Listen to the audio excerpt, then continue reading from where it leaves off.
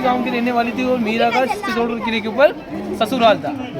मीरा के पति का नाम था भोजराज, उनके ससुर का नाम था राणा सांगा।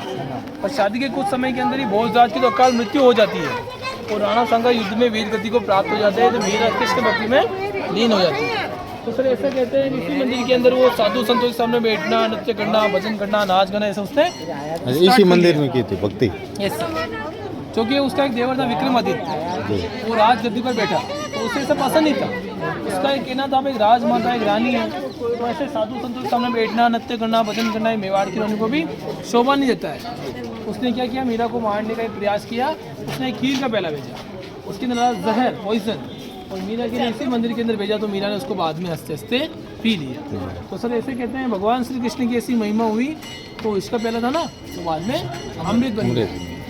ऐसा ही मीरा को मारने के लिए एक सेकंड अटैक किया गया। एक फूलों की टोकरी के अंदर एक सांप को बिठाया, जैसे कि मीरा भगवान श्री कृष्ण का श्रृंगार करे तो सांप से वो काट ले या डस ले, तो बाद में वो भी वरमाला बन गया, फूलों की माला बन गई, वो यही पे बनी।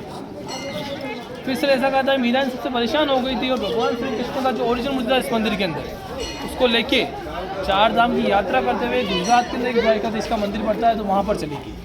और जैसे कि सर वहाँ पर गाँव लोग सब माना एक मंदिर के अंदर जाते हो तो मीरा को सबने देखा था, और मंदिर से निकलते हुए मीरा को किसी ने बिल्कुल तो ऐसा माना था मूर्ति 2 पार्ट में डिवाइड हुई, मीरा उसी में समा गई, मूर्ति वापस जॉइंट हो।